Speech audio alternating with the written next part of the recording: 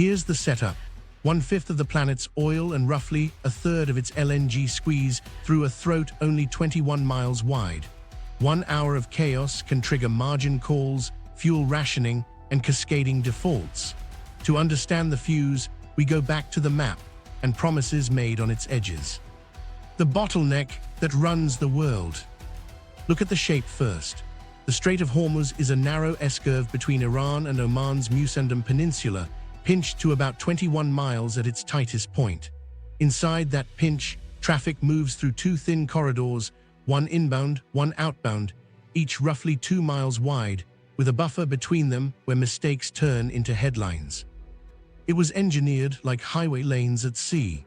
It behaves like one too, a jackknife truck in either lane, and miles of traffic pile up behind it. Now follow the flow. Every day, supertankers slide out from Saudi terminals on the Gulf, Basra in Iraq, Kuwait's ports, and the offshore fields feeding the UAE and Qatar. They collect crude bound for refineries from Rotterdam to Yokohama. Add the gas. Giant Q-Flex and Q-Max LNG carriers easing out of Ras Laffan in Qatar, feeding power plants and city heat from Spain to South Korea. Wrap the numbers around it, and you get the spine of modern life. Gasoline and diesel for cars and trucks, jet fuel for planes, naphtha and ethane for the chemical plants that turn into plastics, medical equipment, fertilizer feedstocks. Turn that valve and jets sit on runways, tractors idle at the edge of fields, and container ports go quieter than they should. Here's why those numbers aren't abstract. Refineries don't just drink oil. They drink specific grades, sour or sweet, heavy or light, designed into their guts over decades. The Gulf ships a lot of sour crude that certain plants are tuned to crack. Swap it overnight with a different blend, and yields shift, margins slip, and diesel, the workhorse of freight, tightens first. Meanwhile, LNG isn't a luxury, it's power and heat. Qatar's outsized role means Europe's winter buffer and Asia's peak demand both hinge on ships that must pass this doorway. Rerouting LNG isn't like switching highways.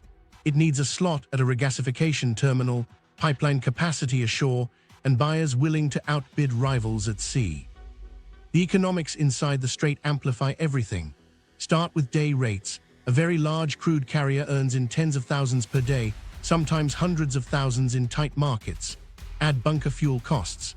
Add the hidden multipliers, war risk premiums tacked onto insurance, plus protection and indemnity coverage that can vanish with a single advisory from London's market. When underwriters balk, captains won't sail, and owners won't release hulls, even if the water seems calm. A rumor costs money before it costs blood. There's more hidden fragility close to the waterline. Tug capacity is finite.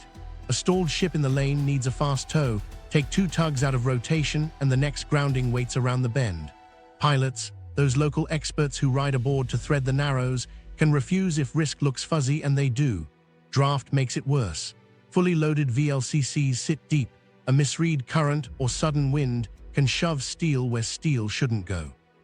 Spring shamal winds and tricky tidal sets push crews and pilots to their edge, even on a normal day. Then consider floating storage, that quiet pressure valve. When charterers hesitate, cargoes sit at anchor, turning ships into temporary tanks. Prices for nearby delivery spike, while forward months lag or reverse, depending on fear. Traders play that curve, but the physical reality is simple. More hulls at anchor means less maneuvering room. It's like stacking semis on an emergency shoulder. You feel fine until you need it. Meanwhile, go back to Qatar's LNG. Those carriers are big, fast, and more sensitive to risk than crude tankers because their cargoes are time-bound. A diverted LNG load can't easily loiter for weeks. It needs a terminal slot. Europe's regas capacity has grown, but it isn't infinite, and Asia will pay to keep lights on and data centers cool. That tug-of-war shows up first in your utility bill and only later in central bank statements. You might ask, what about bypasses? They exist, but the math pinches. Saudi Arabia's east-west pipeline shunts crude across the peninsula to the Red Sea, and the UAE's line moves oil to Fujairah outside the strait's mouth. Useful, yes, but constrained. They were built as relief valves, not replacements for a blocked artery. Even running flat out, they leave a yawning gap against the flows that normally funnel through Hormuz. That unserved demand doesn't just flip to another route. It disappears for a while, and markets price the absence by the hour. Insurance sits like a quiet gatekeeper over all of this. War risk premiums can jump in a day. Letters of indemnity start to look flimsy. A single exclusion clause, triggered by a government advisory, can strand cargoes that are technically ready to sail. Banks get nervous, compliance officers tighten checklists, and the marine world falls into that nasty loop where everyone needs someone else to move first. Here's the takeaway etched into the chart: physical lanes only 2 miles wide, flows that feed engines, grids, and farms, and a stack of fragile dependencies, pilots, tugs, drafts, insurance, that turn a narrow sea into a balance sheet. The map explains the risk. History explains the motives that make someone test it. How we got here: a century of promises and power. To understand who holds the match, we go back to when the map was drawn by people who didn't live there. Along this coast, Britain stitched protectorates together to guard sea lanes to India. The line that matters most formed when oil changed from curiosity to lifeblood. In 1908, in Persia, drillers hit pay. That strike rippled across the Gulf. Monarchies on the Arabian side found leverage. Foreign companies found profit. The water between them became more than a border. It became a tollgate for the century ahead. Power bred resentment. In Iran, nationalists saw foreign hands on the tap. The 1951 nationalization of Anglo-Iranian oil lit the fuse. 2 years later, a coup backed by foreign intelligence restored a friendly order and left scars that still ache. Across the water, smaller states leaned into protector pacts, trading basing rights and security assurances for survival and market access. The Gulf's ruling bargain took shape. We'll sell stable barrels, you make sure the lanes stay open. In 1979 blew the bargain wide open. The Iranian Revolution toppled a pillar and brought a leadership that saw oil as both revenue and leverage. Meanwhile, the Gulf monarchies doubled down on external security guarantees. The Strait, already a narrow corridor, became a political lever. During the Iran-Iraq War, that lever moved. By the mid-1980s, tankers turned into targets. Mines and missiles stitched invisible minefields and flight paths into the shipping lanes. Insurance spiked. Flags changed overnight as ships reflagged for protection. The term reflagging wasn't paperwork, it was armor. Convoys returned to the Gulf like a forgotten chapter of naval history. Warships shepherded merchant ships through the Narrows, watching for wakes that hid mines and for blips that hid hostile aircraft. The lesson was bitter and practical. The lanes could be held open, but only with constant presence, and even then at a price. The United States anchored that presence with a permanent footprint. The Fifth Fleet's headquarters in Bahrain became a standing message. This choke point won't be allowed to close easily. Still, leverage didn't disappear. It hardened. For Iran, Hormuz wasn't just a shipping lane. It was a bargaining chip that could get attention when other tools failed. For the Gulf exporters, it was the valve between their budgets and the world's demand. OPEC decisions tried to shape prices from boardrooms and palaces, but the Strait sat indifferent. Quotas and spare capacity only mattered if steel could pass through those too narrow traffic lanes. It was a reminder that policy can't outrun geography. There's a human undercurrent through all of this. Pilots in the 1980s learned to feel a mine risk in their bones, watching wakes and listening for tones on sonar gear they never expected to use. Crews taped over names and flags. Port agents kept 2 sets of plans, one for the convoy schedule, one for the contingency. Families in refinery towns half a world away felt it in overtime shifts and sudden layoffs when cargoes were delayed. A narrow sea pulled on distant lives through price boards and payrolls. After the 1980s tanker war, the region tried to normalize commerce while never losing the muscle memory of escort lists and rules of engagement. Iran built layered capabilities along its coast and islands. Gulf states invested in terminals and later partial bypasses, but the Strait kept its quiet veto. Every time tensions rose over centrifuges, sanctions, or seizures, container ship chatter faded under the heavier silence of energy shippers recalculating risk. The broader bargain evolved into something more brittle. Western and Asian consumers wanted predictability, producers wanted security and revenue, Iran wanted sanctions relief and recognition of its reach. That stalemate played out in seizures, standoffs, and quiet swaps arranged through intermediaries. Oman emerged as a discreet diplomatic valve, a place where hard messages could be softened into workable steps. The The map didn't change. The choreography around it did. And OPEC, it learned the strait's ceiling and floor. Announce a cut, and prices rise, unless a missile test or a seizure rumor adds a second price for fear. Announce an increase, and prices fall, unless insurance committees decide the risk premium should stay. The market discovered that the strait imposes its own tax, a constant whisper that any shipment still has to survive 21 miles of contested water. By the 2010s, a new normal set in, permanent patrols, periodic scares, and a financial system that priced Hormuz into every contract. The closure threat rarely needed to be spoken aloud. Tanker crews, traders, and diplomats all heard it anyway. The strait had become what it is today, an artery, a symbol, and a lever no one can ignore. Now, the modern playbook was about to be rewritten when shadows started striking ships again. The tanker war playbook updated. Start with the old script, because it still haunts the water. Between 1984 and 1988, ships bled from things nobody could see on radar. Mines seeded near the lanes, clipped hulls, and confidence. Exocet anti-ship missiles turned long-range shots into close-up fires. Insurance costs spiked so hard some captains sailed uninsured rather than miss a slot. The answer became convoys, warships ahead, helicopters above, and merchant vessels tucked in close, running lights low and nerves high. It worked mostly. But even in success, the lesson landed. Keeping Hormuz open would always be a slow, expensive grind. And that's the point. Time becomes the weapon, patience the price. Now layer on the upgrades. The mine remains the cheapest effective tool at sea. Today it's smarter, shaped for shallow or deep, triggered by sound, pressure, or magnetic signature. Limpet mines, hand-placed charges, add a surgical option that leaves just enough doubt to complicate attribution. One hole above the waterline can disable a ship without sinking it, a photo-ready message without a mass casualty headline. That ambiguity is part of the plan. Fast boats are the next instrument. Small, hard to track, and coordinated by shore observers, they hassle, swarm, and probe. A dozen skiffs closing at speed can make a captain choose between collision risk and an illegal boarding. Mount a few short-range missiles or heavy machine guns and harassment becomes a blockade in everything but name. From islands like Abu Musa and Keshem to the mainland coast, launch sites dot the charts with ranges that control the lanes without publicly declaring it. Add coastal anti-ship missiles and you get reach. Mobile launchers, hidden near coves or camouflaged off highways, bring precision to the choke point. You don't need to fire them often, you just need ships to believe you can. One launch, even intercepted, drives premiums up and piloting schedules down.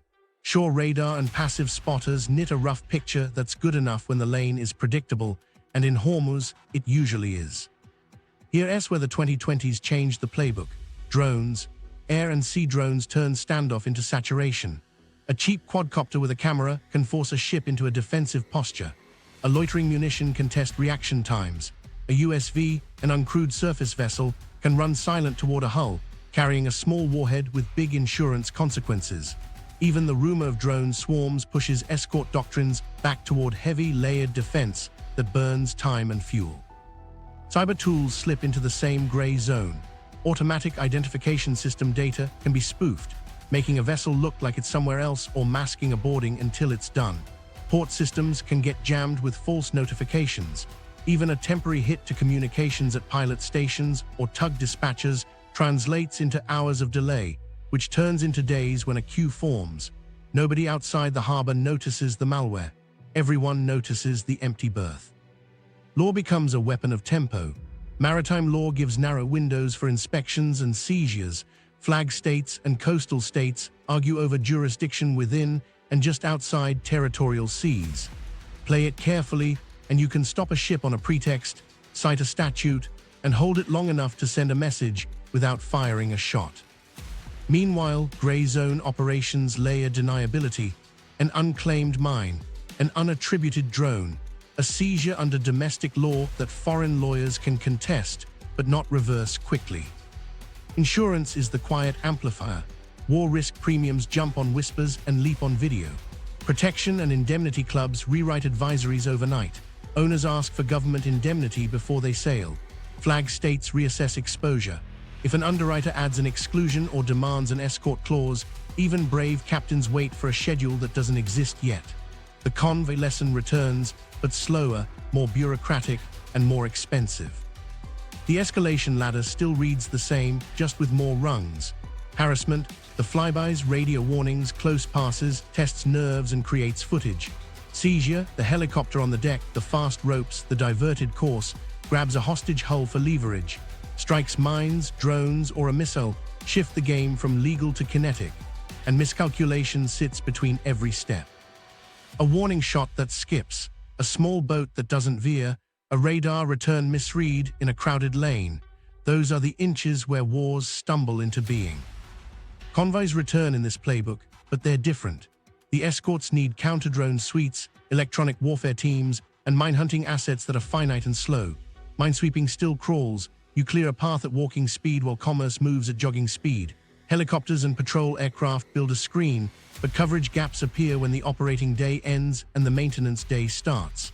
A convoy that looks strong on paper can still be thin where it counts, the first hour after a surprise. Meanwhile, flag calculus evolves. Owners reflag to states that can call in escorts or extend diplomatic shields. Charterers insert clauses that kill contracts if risk levels rise above preset thresholds. Ports down the chain add safety holds, slowing berthing plans even in places untouched by the incident. The paperwork delays become the play. You don't have to shut the strait. You can nudge the system until it slows itself. What nobody knew during the 1980s, but we know now, is how financial plumbing magnifies maritime friction. A disrupted lane jams letters of credit, trips sanctions screening, and freezes cargo finance. A single seizure can tangle dozens of counterparties in compliance checks that outlast the crisis. That's not a side effect, it's part of the pressure. This was the moment everything changed in the modern playbook. You don't need a blockade to make Hormuz feel closed. You just need enough friction, enough doubt, and enough video to raise the price of motion. Now drop that playbook into a single bad night. What if tomorrow, hour 24? Hour 0 to 1 starts with noise and absence. A thud under black water, a flash, then rumors outrun facts. AIS screens show tankers blinking out, some by choice, some jammed. Chat groups fill with grainy video and bad translations. Brent leaps $5, then $7. Liquidity thins as market makers widen spreads. On the water, pilots lift headsets and say, "Stand by." That phrase means nobody moves. By hour 2, insurers in London and Singapore pause binders. Not cancellations, worse, silence while committees convene. Owners ask for written confirmation that doesn't come. Fujairah issues a cautious advisory. Corfacan pilots hold off. Inbound vessels reduce speed to buy time, which clogs the approaches. A few captains push on, but their tug bookings evaporate as dispatchers wait for clarity. The lane gets quieter, which makes every radar return feel louder. Hour 3 to 4, terminals start their own holds. Basra's agents signal await instruction. Ras Tanura reviews security tiers.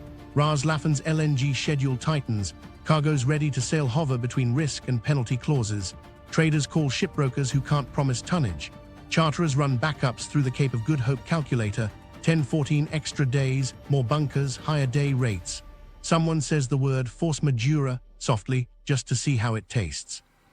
Hour 5, screens in dealing rooms show futures chasing headlines. Options smiles steepen as traders reach for upside protection. A few lucky shorts cover, others can't. Margin clerks have already pinged them. Credit teams slide into calls they didn't expect to have before lunch. Meanwhile, on deck, a chief officer tightens deck watches, logs the coordinates of the blast, and notes an uneasy sea with too many lights stopped in one place. By hour 6, the information gap turns into a policy gap. Lloyd's syndicates tack on a provisional war risk surcharge. It isn't huge yet, but it's enough to freeze some voyages. A big refinery in India cuts crude runs a few percentage points, preemptively saving feedstock. An airline risk desk overhedges jet fuel. The CFO asks if this is overreaction. The risk manager says, it's insurance against insurance. Hours 7 to 9, the queue grows. Anchors drop outside pilot limits. VLCC masters agree informally to keep more distance. A tug master texts home that overtime is suspended until the port clarifies coverage. In Muscat, a government liaison's phone doesn't stop. Across the water, coastal radar tracks a routine patrol, but routine means little tonight. AIS spoofing reports circulate, ghost ships, wrong names, mismatched drafts. The data isn't trusted, so humans go slower. This is where fear compounds. Silence feels like a signal. By hour 10, floating storage starts. Cargoes that should sail become bets on a steeper price tomorrow. Contango and backwardation wrestle on the curve, confusing the people who just need diesel next week. Charterers ask for Cape quotes in earnest. Some light, sweet Atlantic barrels get snapped up for Asia, creating holes in Europe's balances. LNG players eye diversion, but regaz slots are booked tight. A Q-Flex delays departure, burning schedule slack nobody really had. Hour 12, dusk in one place and dawn in another means phones ring in both directions. Futures hit limit up in a burst, then back off as circuit breakers breathe for everyone. Margin calls land like hammers. One trader misjudged basis. Her book is fine on flat price but bleeding on spreads. She sells the good positions to save the rest. That selling knocks prices in corners of the market that didn't do anything wrong. The herd isn't panicking, it's protecting itself. Hour 14, refinery control rooms run scenarios. If sour grades slow, can we swing the cut to maximize diesel? They can, but the yield shifts cost money. Maintenance that was deferrable isn't anymore. A European plant trims jet output. A US Gulf Coast unit swaps crude slates and loses efficiency. In Asia, a utility hedges LNG at a premium rather than gamble on January heat. The decision will hit household bills in 6 weeks. Hour 16 to 18, ports formalize what they've been doing quietly. Hold until escorted appears in black and white. That single line flips charter parties from underway to awaiting safe passage, triggering disputes lawyers will bill for long after the crisis ends. P&I clubs issue revised circulars. A Greek owner asks his bank for a waiver on a loan covenant linked to off-hire days. The bank's committee schedules an emergency call. Micro story, a veteran pilot in Bandar Abbas picks up his phone, listens, and sets it down. He's guided ships through storms and scares, but tonight he tells dispatch, not yet. His kid is doing math homework at the kitchen table. He stares at a tide chart and hears the silence of an engine room that should be rumbling past his window. He knows one wrong call writes headlines. Hour 19, a captain in a loaded VLCC declines a naval hailing to proceed without a confirmed sweep. He knows his owner needs this voyage. He also knows his crew by name. He logs his refusal, calm and careful. Onshore, a charterer curses, then emails legal to preserve rights. Offshore, the swell looks normal. Nothing feels normal. Hour 20 to 22, airlines crowd jet fuel markets. Some try to stock tanks at hub airports. Others quietly add a stop to long-haul routes to manage fuel risk. Trucking firms lock in diesel blocks, pushing up rack prices. Transit agencies talk about fuel surcharges they promised never to use again. Politicians ask for briefings that don't have answers yet. Hour 23, a mid-sized trading house gets the email it feared. Margin call, wire by 10 a.m. or positions will be liquidated. The trader who thought she'd been conservative calls her CEO. He tells her to sell what she can in after hours and live to fight in the morning. She knows the spreads will gap against her anyway. Hour 24 settles as a brittle pause. Prices are higher, ships are still. The map hasn't moved, but everyone else has. Day 1 was panic. Day 2 becomes arithmetic. Days 2-7, the industry starts breaking. Day 2 strips away adrenaline and replaces it with spreadsheets. Refinery managers wake to a simple problem with ugly edges. The barrels they're set up to run aren't arriving. Gulf sour crude is the backbone for many complex plants. Without it, yields shift. They can swap to lighter grades from West Africa or the North Sea, but diesel output drops and vacuum units underperform. Margins narrow even as pump prices rise. The first cutbacks look surgical, 2 to 5%, then creep to 10 as storage tanks become balance sheets. Diesel tightens first. Freight notices it within hours. Meanwhile, LNG feels the shock in straight lines. Qatar's sailing roster thins. Cargoes scheduled for Europe start to dither, then divert. Buyers with flexible contracts jump the queue by paying more, pulling ships toward Asia where utilities secure winter baseload early. Regasification terminals juggle slots they don't have. A power station in southern Europe buys spot cargo at a premium, then announces a maintenance advance to hide a fuel squeeze. On a humid evening in South Asia, A planned industrial outage stretches into rolling power cuts that officials call load management. It's the same story with different lighting. Shipping starts to jam in places that never make headlines. Anchorage zones outside pilot stations fill with steel waiting for escorts that haven't been scheduled. Tug companies cap overtime because war risk coverage for crews is unclear. A master who's timed his crew changes to an exact port call runs out the clock as seafarers hit legal working limits.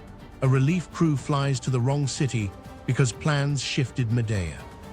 On VHF, voices stay calm, but the pauses get longer as dispatchers check one more line in an email from an insurer. Then the arithmetic reaches farms. Ammonia and urea prices rise with gas. Fertilizer traders try to muddle through with swaps, but physical cargoes slip a week, then two. A shipping line slaps a congestion surcharge on containers for agricultural equipment. A co-op manager in the Midwest changes the sign on diesel for tractors twice in a day. In Brazil, a sugar mill delays a crush start by 72 hours, citing logistics, which is true and not the whole truth. The pinch isn't dramatic, it's cumulative. Emerging markets feel it in their currencies. Import bills swell. Central banks defend pegs or soft bands with hard dollars they'd rather use later. Subsidies already stretched start to eat fiscal space. In one North African capital, fuel queues lengthen quietly at dawn. By afternoon, the rumor of rationing makes them wrap around the block. Ministers promise shipments are on the way. They are, but not enough and not soon. Protest organizers don't need to invent slogans. Price boards do it for them. Back on trading floors, the second-order effects come due. Freight rates spike not just for Gulf routes, but globally as tankers disappear into floating storage or anchor off safe ports. A ship stuck off Fujairah is one less hull in the Atlantic clean products market. Demurrage bills drift down the chain. A charterer disputes delay responsibility. An owner points to a new, awaits safe transit clause. A refinery's treasury department opens a folder it hoped to never use. Lawyers start clocking hours that nobody budgeted. By day 3, inventories show up as a map of vulnerability. Countries that ran lean to save money find the floor fast. Those that built storage after the last scare look wiser, but they're not immune. Strategic reserves aren't a tap you open lightly. Release too much and you burn cushion, too little and you look timid. A finance minister asks the energy minister for a number. The energy minister asks for more data. The grid operator asks for predictability. Nobody gets what they want. Anxiety becomes policy. Markets keep groping for substitutes and run into walls. The Saudi East-West pipeline ramps, the UAE pushes barrels to Fujairah, and some Iraqi crude slips north. It helps, but the mismatch persists. Refineries optimized for sour crudes can't just swallow any blend without losing yield and destroying catalysts. Asian buyers push into West African cargoes, lifting differentials that spill back into Europe. That tug-of-war raises prices everywhere without fixing availability where it's needed most. Micro-story, a port scheduler in Rotterdam stares at a screen of delayed arrivals and hears the muffled cheer of a soccer match in a nearby bar. She moves 3 berthing windows like puzzle pieces, then writes an email to 5 counterparties telling them the truth she hates. Your slot is gone. She shuts her laptop early, walks past the bar, and can't bring herself to go in. By day 4, airlines cut capacity quietly. A transatlantic route loses one frequency. Low-cost carriers add surcharges they swore off. A trucking firm tries to pass through diesel increases to shippers who push it onto retailers who spread it across prices a few pennies at a time. Unions ask what this means for hours and headcount. Management says temporary measures. Everyone has heard that phrase before. Gas to coal switching creeps back into policy memos. Governments that pledged certain emissions paths run the math on keeping lights on when LNG is scarce. A plant that was slated to retire on paper keeps spinning in reality. It's not a climate pivot, it's a survival maneuver. By day 5, small refiners blink. Some run at minimum rates, others schedule maintenance they can't afford just to stop losing money on every barrel. Bigger players leverage storage and blending to stay flexible, but even they ration deliveries to preferred customers. A petrochemical complex postpones a restart, idling workers who are geared up for a seasonal run. Layoffs aren't announced yet, but contractors don't get extensions. Currencies wobble again. A central bank nudges rates higher against rising inflation, then watches growth forecasts slip. The bond market notices. Investors who were comfortable with risk yesterday ask for more yield today. A government delays a fuel subsidy reform it promised the IMF, calculating protests against debt sustainability. Politics starts to harden around lines that were blurry a week ago. By day 6, the conversation shifts from if to how long. Shipowners want state backstops. Traders want clarity on sanctions exposure for mixed cargoes and shadow fleets. NGOs warn about food affordability. A minister floats rationing for diesel-intensive sectors, freight, farming, emergency services, testing the waters for public anger. The market reads it as confirmation. This isn't a scare, it's a squeeze. Day 7 brings a rhythm nobody likes. Escorts are rumored but uneven. A trickle of ships moves under protection while many more wait. Prices are off the peak but elevated. The system hasn't collapsed, it's sagging and the sag spreads. What started as a blast and a rumor has become schedules rewritten in red. Economics are bending, politics are hardening, and the next steps won't be taken by traders or tug captains, they'll be taken by militaries carefully.